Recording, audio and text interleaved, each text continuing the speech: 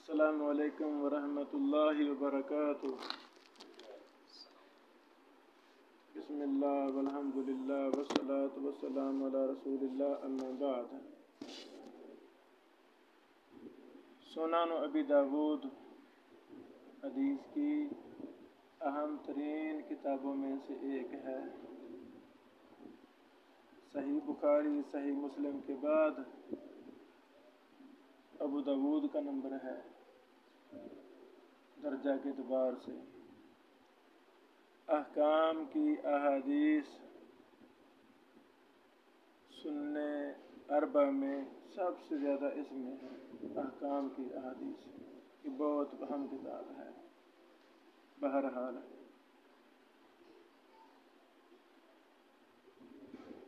حدیث پڑھنے کا ایک منہج ہوتا ہے، اس منہج کے مطابق حدیث پڑھی جائے، علم حدیث کی لذت ملتی ہے، مٹھاس ملتا ہے۔ اگر حدیث پڑھی جا رہی ہو تو حدیث کو علم حدیث کے منہج کے مطابق نہ پڑھا جائے تو پھر مزہ نہیں آئے گا، ذائقہ نہیں آئے گا، پتہ نہیں ہوگا کیا ہو رہا ہے، کچھ بھی نہیں۔ مثلاً ایسے سمجھو نحو ہے، نحو آپ شرح ابن کیل پڑھ رہے ہیں، نحو کی کتاب پڑھ رہے ہیں، نحو کی کتاب کو نحو کے مطابق نہیں پڑھ رہے ہیں تو کیسا لگے گا؟ سمجھ آ گئی؟ تو بھائی نحو کی کتاب ہے نا، علم نحو کی کتاب کو نحو کے اصولوں کے مطابق پڑھو، نحو کے منہج کے مطابق پڑھا جائے۔ تو اسی طرح ہر فن کو اس کے منہج کے مطابق پڑھنا چاہیے۔ چند ضروری باتیں مختصراً میں بتانا چاہتا ہوں۔ جب ہم کتاب الطہارہ دیکھتے ہیں، سب سے پہلے اس کے بعد باب التخلی عند قضاء الحاجہ۔ اب ہمارے سامنے سنن ابی داود کے 4 نسخے ہیں جو کلاس میں بیک وقت موجود ہیں۔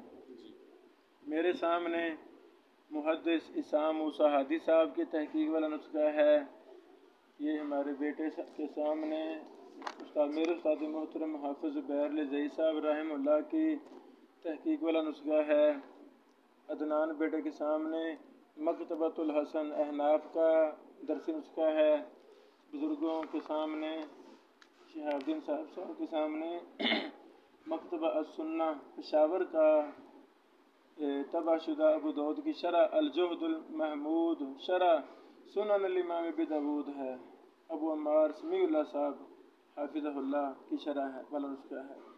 4 نسخے ہیں ہمارے سامنے۔ میں کہتا ہوں یہ 4 تھوڑے ہیں، یہ 4 نسخے تھوڑے ہیں۔ جتنے بھی زیادہ سے زیادہ نسخے حدیث کے ہمارے سامنے ہوں گے، ان سب میں کوئی نہ کوئی معمولی فرق، کسی میں کمی، کسی میں اضافہ ہمیں ملے گا۔ تو فن حدیث میں سب سے پہلے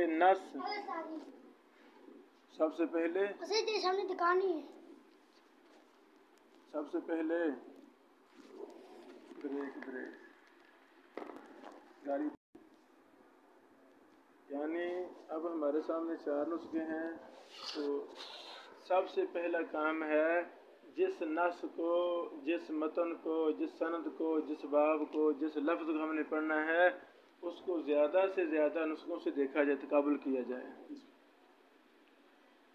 فائدہ کیا ہوگا؟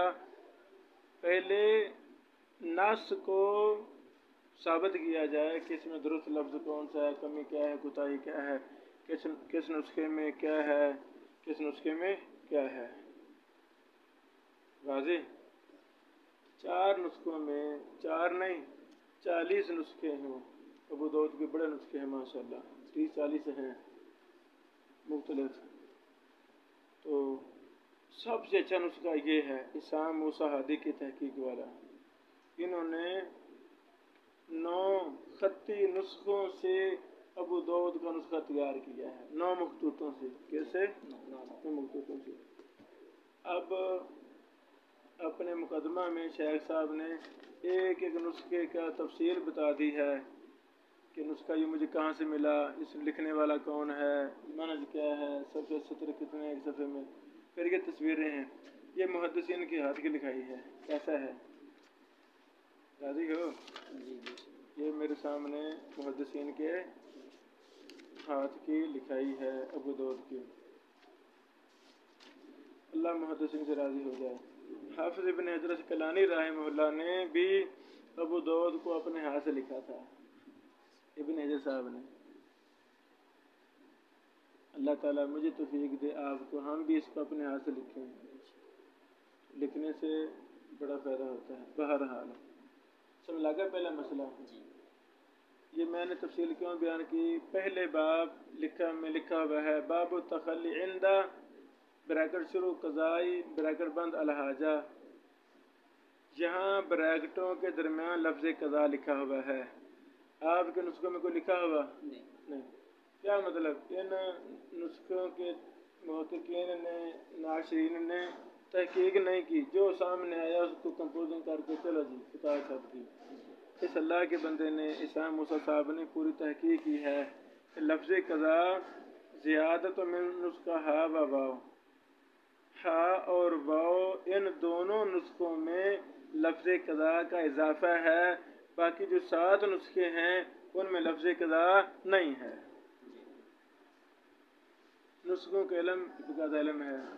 पिछले सालों मैंने किताब शाया की थी अरबी मखतूतात की तहकीक व तदवीन के उसूल व ज़वाबित, वो किताब पढ़ने वाली है।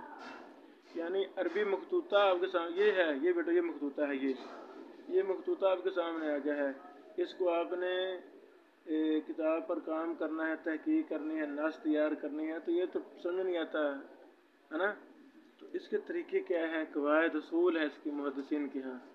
अरबों ने बड़ा काम किया है, उर्दू में काम नहीं हुआ। ये पहली किताब थी कि अरबी मखतूतात पर कैसे हमने काम करना है। तो वो हमने एक दक्तूर हैं शेख फ़रूक अब्दुल्ला नारायणपुरी साहब, हमारे दोस्त हैं, मदीना यूनिवर्सिटी में उन्होंने PhD की, अब फारुग हो गए हैं। तो वो हमने पाकिस्तान से किताब शाया की। बहरहाल हा और वाओ ये रमूज़ हैं, ये सारा कुछ पीछे लिखा हुआ है कि हा जब हम बोलेंगे तो ये नुस्खा हा है। हा नुस्खा बोलेंगे तो कौन सा नुस्खा मुराद है, वाओ बोलेंगे तो कौन सा नुस्खा मुराद है, ये सारा कुछ लिखा हुआ है।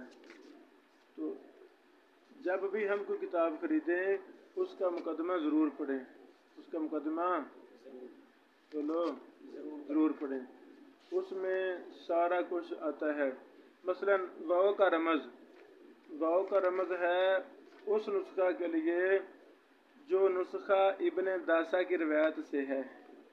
याद कर लो, इब्न दासा की रिवायत से जो नुस्खा है उसके लिए रमज़ है वाओ। बोलो वाओ। इब्न दासा इमाम अबू दाऊद रहमतुल्लाह के मशहूर शागिर्दों में से एक हैं।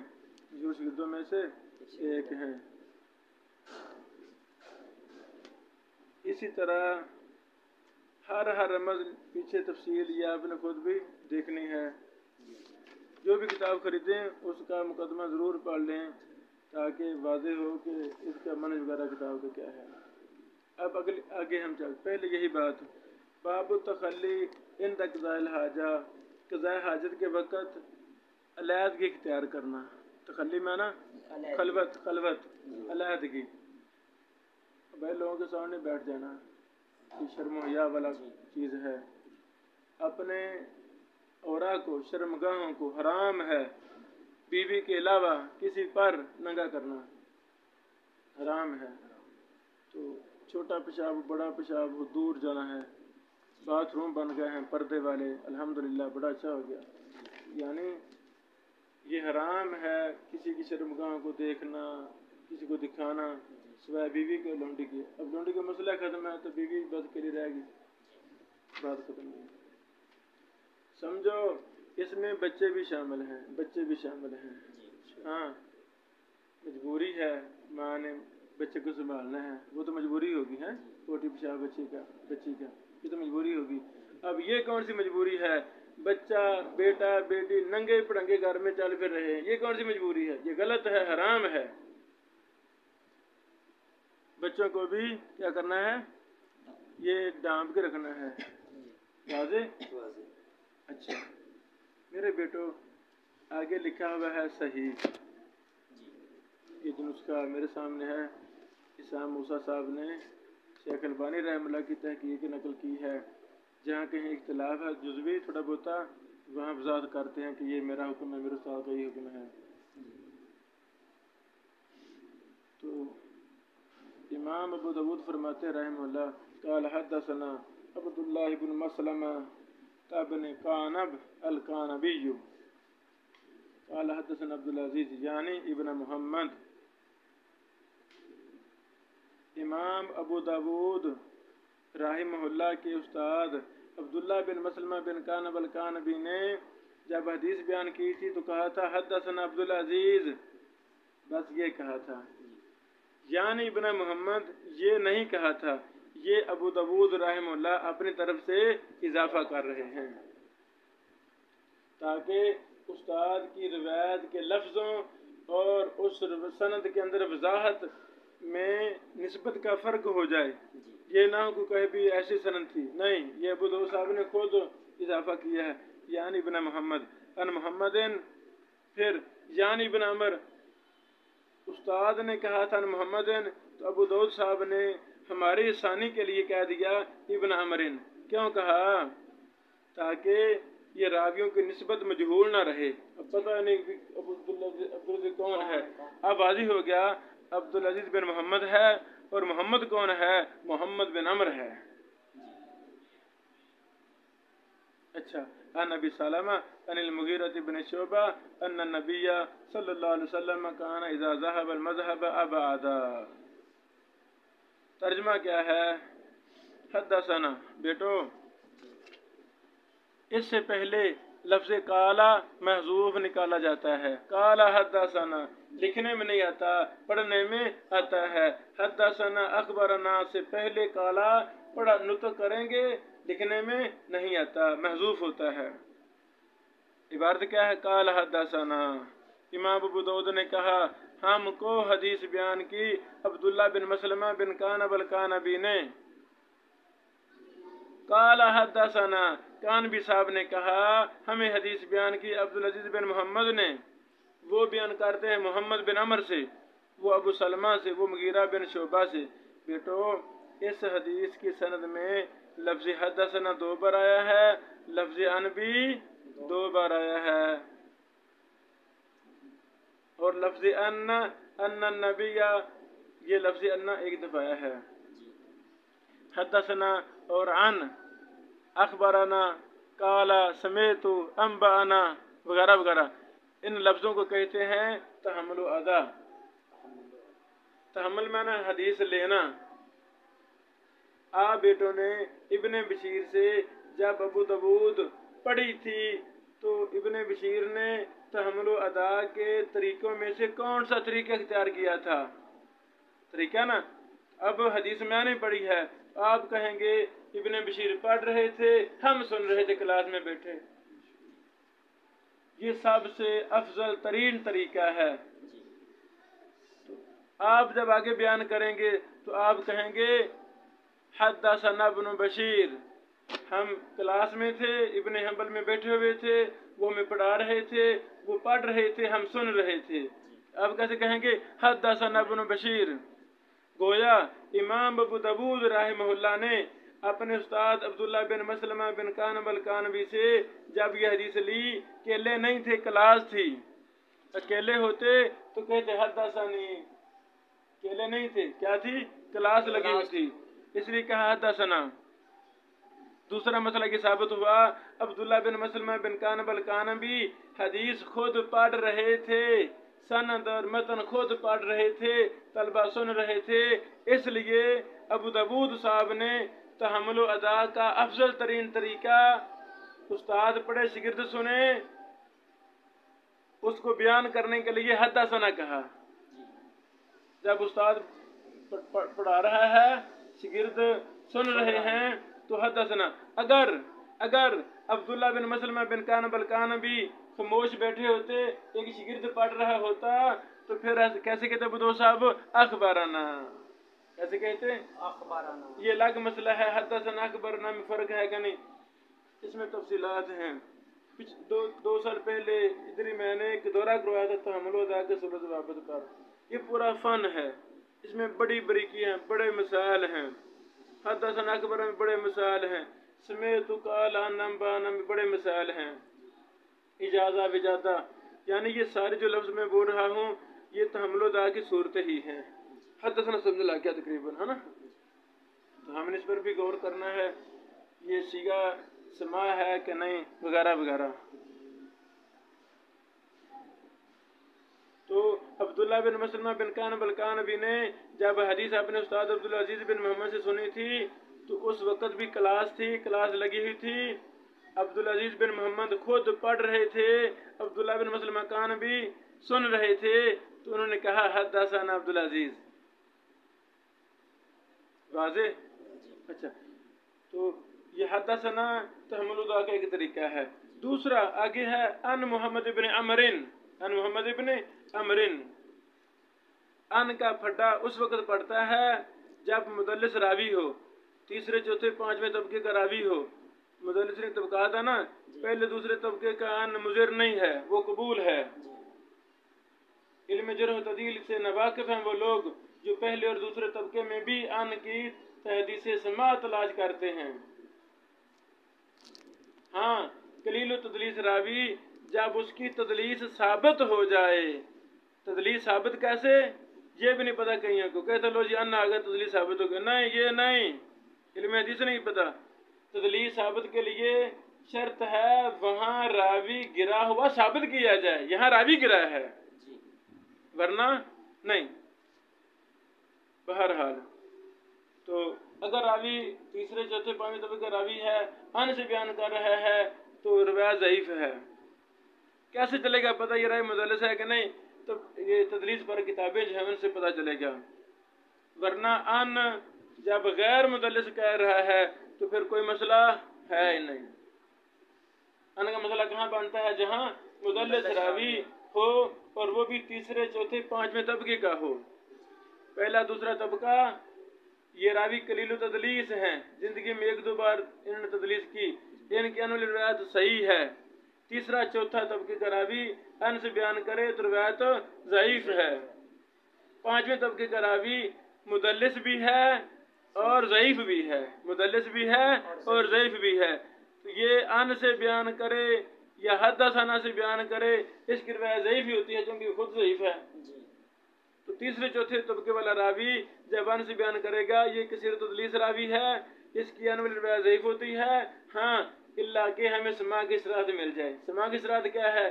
चलो अबू दाऊद में मसला अन है, तो किसी दूसरी हदीस की किताब में हदसना मिल जाए, अखबर न मिल जाए, समेत मिल जाए, ये तीन लफ्ज़, अम्बा न मिल जाए, ये चार लफ्ज़ इन्हें कहते हैं समा के सीगे। समा के सीगे। चलो ये मुख्तसर मैंने सनद का तर्जमा किया और तहम्मुल पर बहस की मुख्तसर।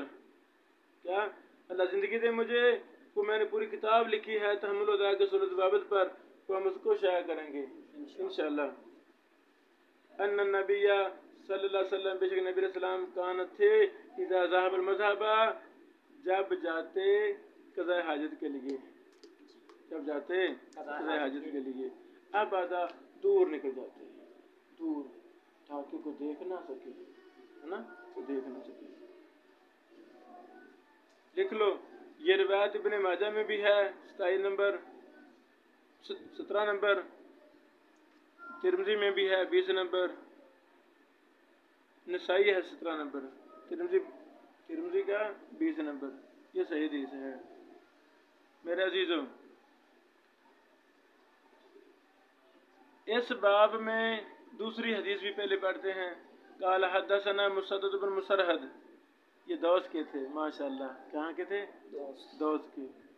अल्लाह सुभान अल्लाह सुभान अल्लाह। दौस में बड़े मुहद्दिसीन, बड़े 100 से ज़्यादा सहाबा हैं, 100 के करीब बड़े बड़े किबार मुहद्दिसीन रवाते हदीस है। ये भी उस दौस के अबू हुरैरा के शहर से रज़ियल्लाहु अन्हु। मैं तरीक़ लेकर आया हूँ, तरीक़े दौस काफ़ी लिख ली है। अल्लाह ज़िंदगी दे, फिर जाऊँ बार बार जाऊँ, ताकि वो बाकी डाटा भी मुकम्मल करूँ। अल्लाह कादिर है, अल्लाह कादिर है। क़ाल हदसनी इसा इब्न यूनुस क़ाल अख़बरनी इस्माईल इब्न अब्दुल मलिक अन अबी ज़ुबैर अन जाबिर बिन अब्दुल्लाह अन्न नबिय्य सल्लल्लाहु अलैहि वसल्लम कान इज़ा अरादल बिराज़ इंतलका, जब कभी हज कराता फरमाते इंतलका, निकल जाते, चले जाते, हत्ता ला यरा अहद, यहाँ तक आपको कोई एक ना देखता। ये इब्न माजा में 335 नंबर हदीस है। ये सही लिखे रही है, ये सही लिखे रही है। अब पहली हदीस सय्यदना मुगीरा बिन शुबा से है, दूसरी हदीस सय्यदना जाबिर बिन अब्दुल्लाह से है। दूसरी हदीस पहली की शाहिद है, समझो। दूसरी हदीस पहले की शाहिद है। शाहिद कैसे बनता है? जब दोनों हदीसों में एक ही मसला बयान हो रहा हो, एक ही मसला हो, सहाबी अलग अलग हो जाए तो वो शाहिद है। अगर सहाबी दोनों के एक होता, मसला भी एक है, सहाबी भी एक होता, तो फिर शाहिद बनना था नहीं, फिर कहीं ना कहीं ताबी बन जाना था। ये सनद मरकजी रावी कौन है, मरकजी रावी वहां से पता चलना था, मरकजी रावी ये है, अच्छा ये फलां का ताबी बन रहा है। समझ लगी? यहाँ भी देखो, इमाम अबू दाऊद फरमाते हैं काल हदसना मुसद्दद इब्न मुसरहद, फिर हदसना, फिर अखबरना। समझ लगी आपको? अब जब अबू दाऊद रहमतुल्लाह ने मुसद्दद से हदीस सुनी, मुसद्दद साहब खुद बयान कर रहे थे, क्लास थी, अकेले नहीं थे। फिर हदसना ईसा इब्न यूनुस, जब मुसद्दद ने हदीस सुनी ईसा इब्न यूनुस से, ईसा बिन यूनुस हदीस पढ़ रहे थे, तलबा क्लास में सुन रहे थे। जब ईसा बिन यूनुस ने हदीस सुनी इस्माईल बिन अब्दुल मलिक से, तो इस्माईल बिन अब्दुल मलिक खुद नहीं पढ़ रहे थे, बल्कि कोई तालिब इल्म पढ़ रहा था और बाकी सारे सुन रहे थे। उस्ताद साहब बैठे थे, वो शरा वजाहत जहाँ को गलती करता वो टोकते थे, ये मतलब है। समझ लगे मतलब? अच्छा, अब जो अगली बात मैं समझाना चाहता हूँ मेरे अजीजों, इन दो हदीसों पर इमाम अबू दाऊद ने रहमतुल्लाह ने बाब कायम किया है, बाब तखल्ली इंद क़ज़ाइल हाजा। इस मसला को साबित करने के लिए दो हदीसें लाए हैं। बेटो, ये हमारे लाइब्रेरी मदरसा की ये जो पहली लाइन है, अल्हम्दुलिल्लाह, ये छत तक है ना, ये हमारी छत तक, इसमें ये जो सनद के रावी हैं, एक एक रावी पर मुहद्दिसीन ने जरह तदील के लिहाज से बातें की हैं। वो हमें कहाँ से मिलेगा, इस रावी का दर्जा क्या है? ये रावी सारी हैं, ये सारी किताब में पढ़ी हुई है। तहजीब व तहजीब, ये हमारे पास वो नुस्खा है अल्हम्दुलिल्लाह जो सबसे मोतबर नुस्खा है। दारुल बिर दुबई से छपा है। ये वो नुस्खा है जो इब्न हजर रहमतुल्लाह ने जवानी में ये किताब लिख ली थी, फिर तकरीबन 40 साल इसमें इजाफे करते रहे। पहले नुस्खे तलबा ने लिखे, निकल गया, वो छप गया दुनिया में। जो असल नुस्खा था वो पड़ा रहा। इब्न हजर फौत हो गया, जिस साल इब्न हजर रहमतुल्लाह फौत हुए हैं उस साल के भी इसमें इजाफे हैं। अल्लाह इब्न हजर की कब्र पर करोड़ रहमत नाज़िल फरमा। पढ़ाते भी रहे, लिखते भी रहे, जज भी रहे, काजी भी रहे। लिखा तो कमाल लिखा, पढ़ाया तो कमाल पढ़ाया, काजी रहे तो कमाल काजी रहे। अल्लाह इनसे राज़ी हो जाए। तो ये सलाहियत इंसान के अपने बस की बात नहीं है। जो इंसान मुखलिस हो जाता है, अल्लाह ताला उसके लिए गैब के खजानों से मदद करता है। तो सलाहियत भी गैब का खजाना है ना। तो ये केला रिज़्क़ नहीं, रुपया पैसा। और रुपया पैसा तो एक चीज़ है, सैकड़ों किस्में हैं अल्लाह के रिज़्क़ की। ज़हन भी एक बहुत बड़ा सलाहियत। कितने हैं, हमसे ज़्यादा वो ज़हीन हैं, हमसे सारे ज़हीन हैं, लेकिन वो सलाहियत उनके पास नहीं हो सकती जो शायद आपके पास हो। चलो, सलाहियत भी है, पैसा भी है, लेकिन तौफीक नहीं है। कितनी दुनिया है, पैसा वाफर, सलाहियत वाफर, तौफीक नहीं है। तौफीक रिज़्क़ नहीं है, तौफीक रिज़्क़ है। ये यानी क्या कहते हैं, 15वीं सदी जा रही है, नफ्सा नफ्सी का आलम है। अल्लाह तेरा शुक्र है, अल्लाह तेरा शुक्र है, हम अपने क्लास के वक़्त अपने बच्चों को उलमा को हदीस पढ़ा रहे हैं। یہ اللہ کی توفیق سے ہے۔ اللہ ہم مرتے دم تک یہ کام ہم سے نہ چھوٹے۔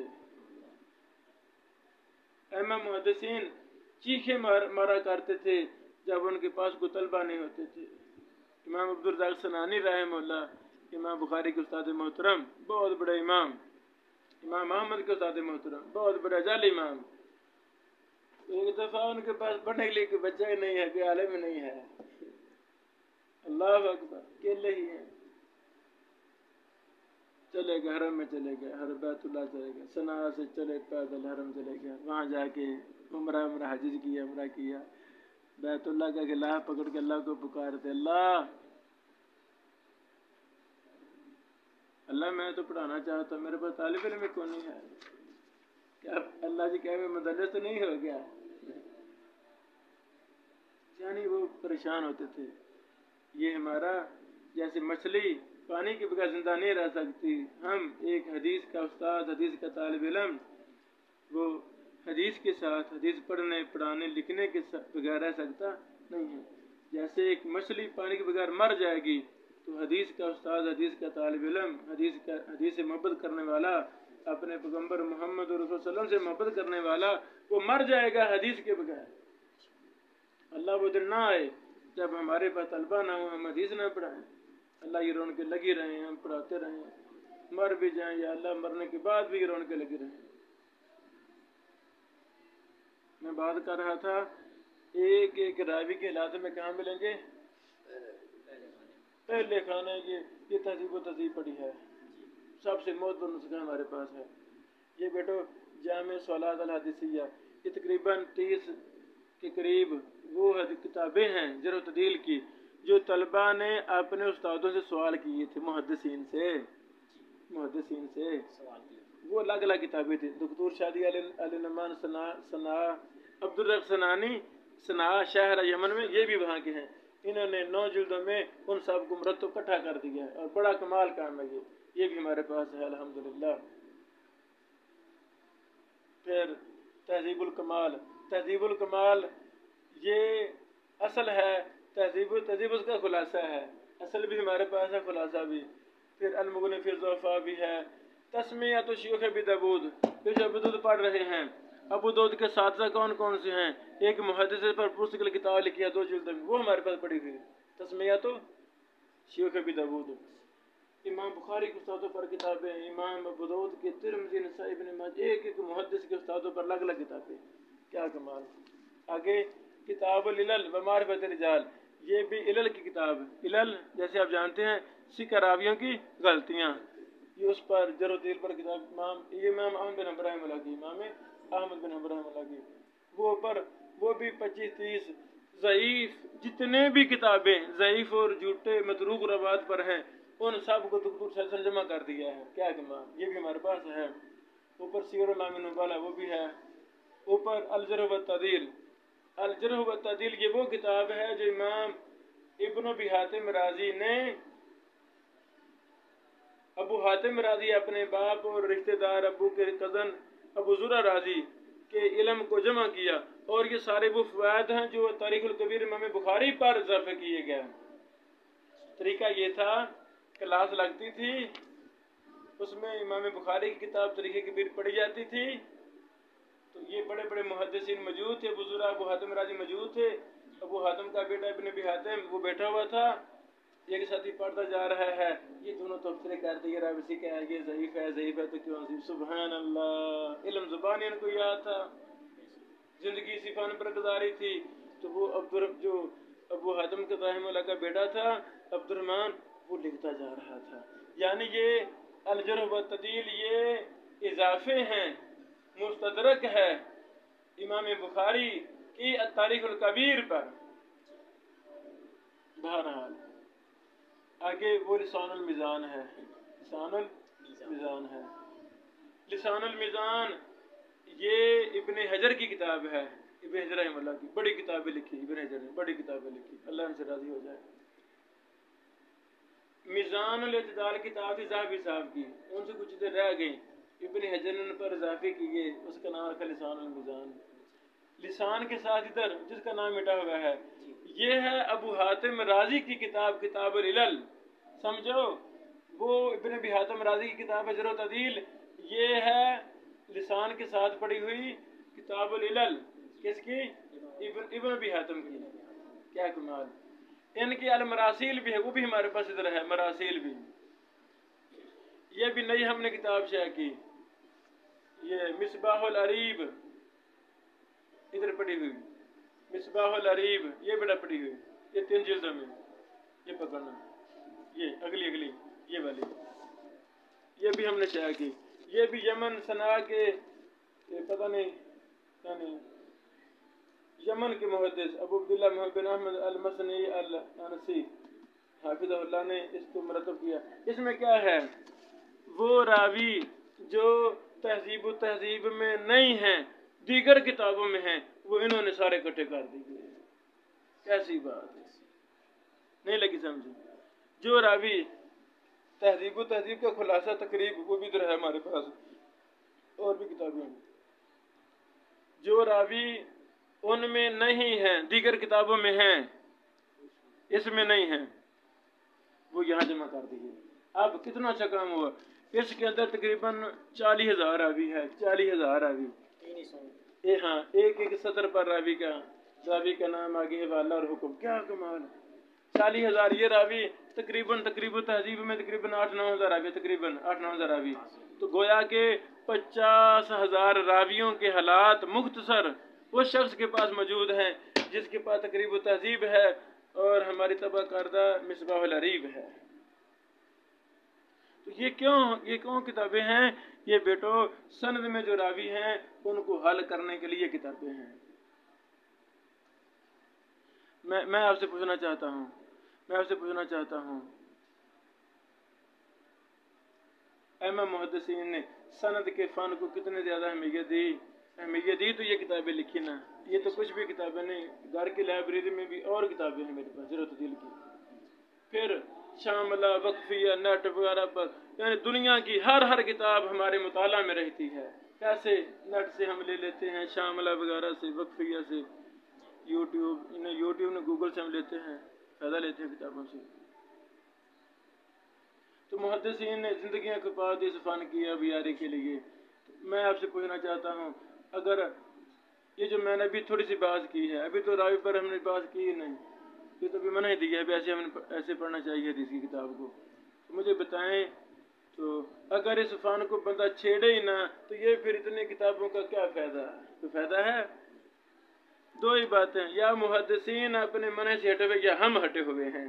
हम ही हटे, वो तो कायम थे, उन्होंने इल्म सनद को ऐसा जिंदा किया, तारीख में मिसाल कायम कर दी।